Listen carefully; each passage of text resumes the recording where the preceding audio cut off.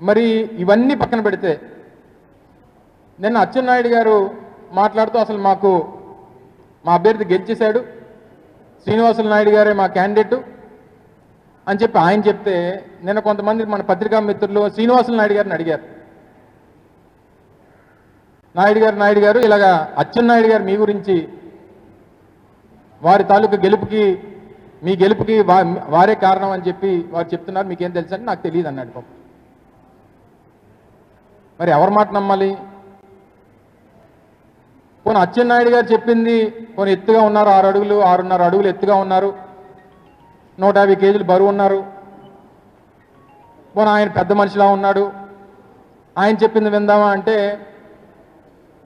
అలా వారి అబ్బాయి వాళ్ళ అన్నయ్య గారు అబ్బాయి రామ్మోహన్ నాయుడు గారు ఆయన కేంద్రంలో మంత్రి. మరి ఈయన చెప్పింది వినాలా, ఆయన చెప్పింది నమ్మాలా? ఒక్కసారి రామ్మోహన్ నాయుడు గారు మాట్లాడినటువంటి మాటలు మీరు ఒక్కసారి ప్రజలకు ఒకసారి చూపించాలి. చాలు, మరి ఎక్కువ అంటే ఇందులో ఎక్కడన్నా మీరు నాకెక్కడ కూడా శ్రీనివాసులు నాయుడు గారి పేరు అయితే వినబడలేదు. నిరాడంబరులు, నిజాయితీపరులు, ప్రభుత్వం మద్దతు పలికినటువంటి ఏపీటీఎఫ్ అభ్యర్థి అయినటువంటి రఘువర్మ గారికి మీ అందరి తాలూకా సహకారం అందించమని చెప్పి కేంద్ర మంత్రివర్యులు రామ్మోహన్ నాయుడు గారు మాట్లాడినటువంటి మాటలు. తండ్రి మాట వినాలా, కొడుకు మాట వినాలా? బాబాయ్ మాట వినాలా, అబ్బాయి మాట వినాలా? బాబాయ్ ఏమో శ్రీనివాసులు నాయుడు, అబ్బాయి ఏమో రఘువర్మ గారు, కూటమి అంతా రఘువర్మ గారు. లేదా అచ్చెన్నాయుడు గారికి తెలుగుదేశం పార్టీకి ఏదైనా గ్యాప్ వచ్చిందా? గతంలో ఆయన అన్నటువంటి పార్టీ లేదు, బొక్క లేదు అన్న మాట ఏదైతే అన్నాడో దానికి ఏమైనా కట్టుబడి ఉన్నాడా? లేదు 6 అడుగులు ఎత్తు 150 కేజీలు బరువు ఉన్నారు కాబట్టి అచ్చెన్నాయుడు గారి మాటలే వినాలంటే మరి కూటమిలో ఉన్నటువంటి మిగిలిన నాయకులైనా సమాధానం చెప్పాలి. మళ్ళీ నిన్న శాసనమండలిలో కూడా నోటుకు వచ్చినటువంటి మాటలు మాట్లాడాడు ఆయన. నిన్న మా శాసనమండలి ప్రతిపక్ష నాయకులు సత్యబాబు గారిని అలాగే జగన్మోహన్ రెడ్డి గారిని ఏ రకంగా మాట్లాడాడో కూడా చూసాం. సరే, దానికి ధీటైనటువంటి సమాధానం చెప్పాం. ఇవన్నీ కూడా చూసి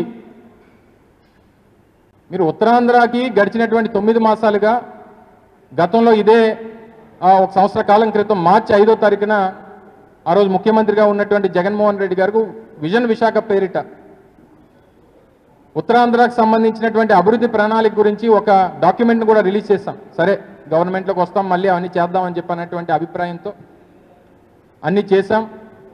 అధికారం కోల్పోయాం. ఈరోజు ఉత్తరాంధ్రాన్ని గాలికి వదిలేశారు. మీరు కూడా కాస్త సహకరించాలి ఈ ప్రాంత అభివృద్ధికి. ఎందుకంటే గతంలో మీ అందరికీ ఒక చిన్న ఉదాహరణ చెప్తా.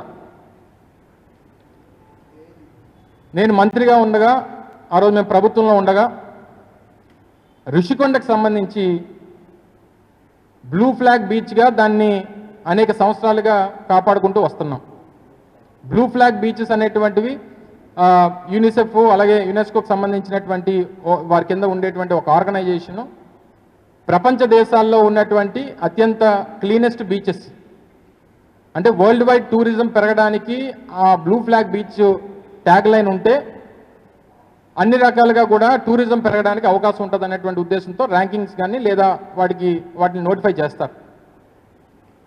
దాన్ని మరింతగా మెయింటైన్ చేయాలనేటువంటి ఉద్దేశంతో ఒక ఆలోచన అప్పుడు ఉన్నటువంటి అధికారులు, అప్పుడు స్థానికంగా ఉన్నటువంటి అధికారులు 20 రూపాయలు 30 రూపాయలు ఎన్ట్రీ పార్కింగ్కో ఎంట్రీకో ఏదో పెట్టాలన్నటువంటి ఆలోచన చేశారు. చేసి పెద్ద గగ్గోలు పెట్టారు.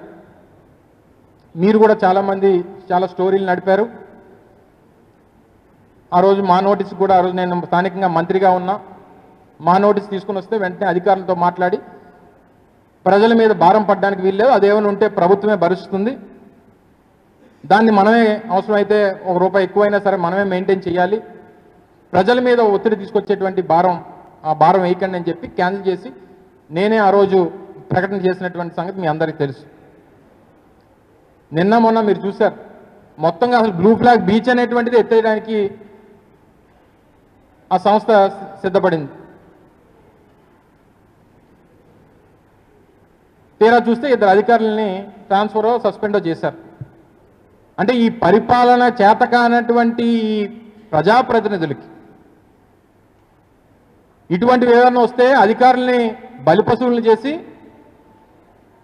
వీళ్ళు చేతులు దుడుపుకునేటువంటి ప్రయత్నం చేస్తూ ఉన్నారు.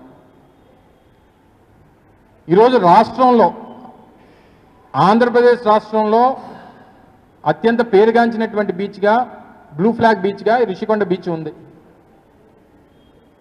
మేము దాని మీద ఒక ప్రభుత్వ భవనం కడితే, ఆ పక్కన ఉన్నటువంటి కొండ మీద ఒక భవనం కడితే ఓ పెద్ద గగ్గోలు పెట్టేసి ఓ గోల చేసి ఏదో అన్యాయం అక్రమం ఏదో జరిగిపోయినట్టు గగ్గోలు పెట్టేసి ఈరోజు ఏకంగా మీరు అధికారంలోకి వచ్చిన 9 మాసాల్లో అసలు రుషికొండ బీచ్కు ఉన్నటువంటి గుర్తింపునే లేకుండా చేస్తారు. మిమ్మల్ని ఏమనాలి? దయచేసి మిమ్మల్ని అందరినీ కూడా, మీడియా సోదరులందరినీ కూడా కోరుతా ఉన్నా, ఇది రాజకీయాలకు సంబంధించినటువంటి అంశం కాదు. స్థానికంగా ఉన్నటువంటి మన ప్రాంతం, మన ప్రాంత భవిష్యత్తు, మన ప్రాంతంకు ఉన్నటువంటి గుర్తింపు ఉన్నటువంటి కొన్ని ప్రాంతాలని కాపాడుకోవాల్సినటువంటి బాధ్యత మన అందరి మీద ఉంది. ఇది రాజకీయాల కోసం మాట్లాడుతున్నటువంటి మాటలు కాదు. మీరు కూడా దీని మీద పెద్ద ఎత్తున ప్రజల తాలూకు స్పందన తీసుకోవాలి, ప్రభుత్వం మీద ఒత్తిడి తీసుకొని రావాలి.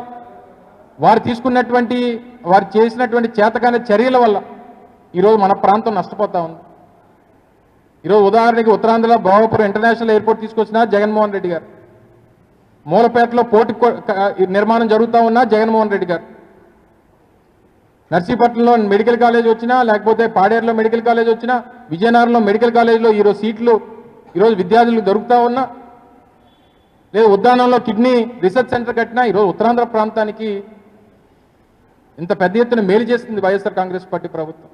విశాఖపట్నం నుంచి భోగాపురం ఇంటర్నేషనల్ ఎయిర్పోర్ట్కి 4 లేన్ల రహదారి నిర్మించి 6,500 కోట్ల రూపాయలు పెట్టి చేయాలని చెప్పి ఈరోజు ముందడుగు వేశాం. గడ్కరీ గారిని తీసుకొని వచ్చి శాంక్షన్ చేయించాం. అది ఏమైపోయిందో, ఏం జరుగుతుందో అధిగతి లేదు. బడ్జెట్లో మాత్రం 6,000 కోట్ల రూపాయలు అమరావతికి పెడతారు. విశాఖపట్నానికి ఏమో మాటల్లోనేమో ఆర్థిక రాజధాని, ఈ ప్రాంతం అభివృద్ధి అని చెప్పి మాటల్లో చెప్తారు. అందుకనే మీరు చూపిస్తున్నటువంటి వివక్ష పట్ల, ఉత్తరాంధ్ర ప్రాంతం పట్ల ఈ ప్రభుత్వం చూపిస్తున్నటువంటి వివక్ష పట్ల వచ్చినటువంటి తీర్పే నిన్న జరిగినటువంటి ఎన్నికల ఫలితాలు అనేటువంటి విషయాన్ని మరొకసారి ఈ సందర్భంగా తెలియజేసుకుంటూ, ఇకనన్నా అచ్చెన్నాయుడు గారు ఎవరికో పుట్టిన బిడ్డకు కూడా మీ పేరు పెట్టుకోవాలనేటువంటి ప్రయత్నం మానుకోండి. అనేక సందర్భాల్లో చెప్పాం, మీకు సంబంధం లేనటువంటి క్యాండిడేటు, మీరు మద్దతు పలకనటువంటి క్యాండిడేటు, ఆయన ఇండిపెండెంట్గా వారి తాలూకు ఆర్గనైజేషన్ తరఫున పోటీ చేసుకున్నాడు. మీ మీద వ్యతిరేకతతో వారికి ఓట్లు వేశారు. అయినా సరే మా క్యాండిడేట్ అని మీరు ఊరేతానంటే వాళ్ళు ఒప్పుకోవాలి కదా. ఎక్కడ చెప్పినటువంటి సందర్భం లేదు, ఏమీ లేదు. ఏదన్నా నిన్న ఇచ్చినటువంటి ఫలితం ఈ ప్రభుత్వం మీద, ఈ రాష్ట్రంలో ఉన్నటువంటి ప్రభుత్వ ఉద్యోగులకి ఉన్నటువంటి వ్యతిరేకతకి నిదర్శనం అనేటువంటి విషయాన్ని, దాంతోపాటు ఆ విభాగానికి మంత్రిగా ఉన్నటువంటి ముఖ్యమంత్రి గారు కొడుకు తాలూకు చేతకానితనం, ఇవన్నిటికీ ఒక నిదర్శనం అనేటువంటి విషయాన్ని ఈ సందర్భంగా మీకు మరొకసారి తెలియజేసుకుంటూ, ఏదేమైనప్పటికీ వైఎస్ఆర్ కాంగ్రెస్ పార్టీ ప్రజల పక్షాన ఇప్పటికన్నా ఈ రెడ్ బుక్ రాజ్యాంగాన్ని, ఐపీఎస్ అధికారులని, ఇందాక మా సోదరులు కూడా మాట్లాడారు, సోదరిమణులు ఇద్దరు కూడా మాట్లాడారు, ప్రభుత్వంలో పనిచేసినటువంటి ఐపీఎస్ అధికారులని, ఐఏఎస్ అధికారులని సస్పెండ్ చేసి మీరేదో రెడ్ బుక్ రాజ్యాంగాన్ని మీరు కొనసాగిస్తామంటే ఆ రకంగానే భవిష్యత్తు కూడా ఉంటుంది. ఏదేమైనప్పటికీ ప్రజల తాలూకా తీర్పు ప్రజాస్వామ్యంలో అంతిమం. దాని ప్రకారం అందరి తాలూకా నడవడిక ఉండాలనేటువంటిది మరొకసారి సందర్భంగా తెలియజేసుకుంటూ సెలవు తీసుకున్నాం. Thank you.